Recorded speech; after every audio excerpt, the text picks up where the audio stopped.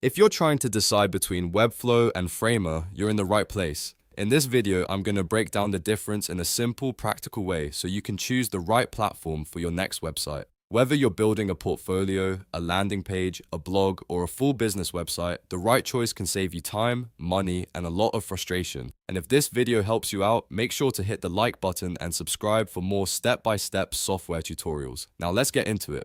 First, let's talk about Framer. Framer is known for being very easy to use, especially if you already like working in a design-first environment. It feels a lot like Figma, which makes it a great option if you want to move quickly without dealing with a complicated setup.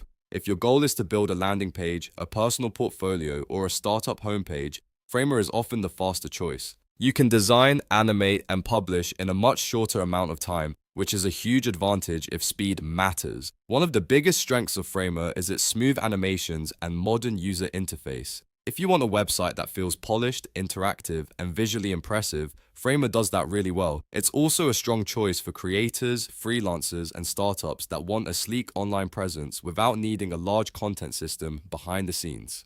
In other words, if your site is mostly about looking good, moving fast, and keeping things simple, Framer can be a perfect fit. That said, Framer does have some limitations. It is not the best choice if you need advanced e-commerce features or a large, complex CMS. So if you're planning to manage a lot of blog posts, product pages, or structured content, Framer may feel a little restrictive. It's powerful, but it's built around speed and simplicity more than deep content management. Now let's switch over to Webflow. Webflow is more powerful overall, but it does come with a steeper learning curve. That means it usually takes more time to learn, especially if you're brand new to website builders. However, the trade-off is that you get far more control over structure, layout, and website functionality.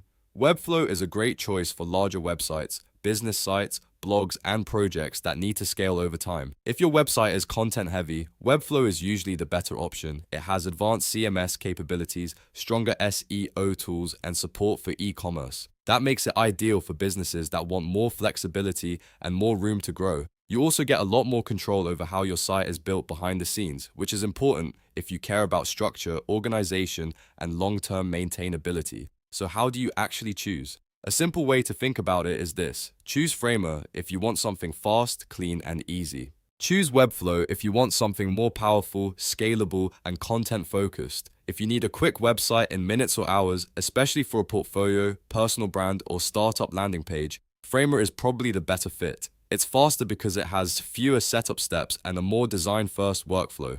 On the other hand, if you're building a blog, a business website, an online store, or a site with lots of pages and content, Webflow is usually the smarter choice.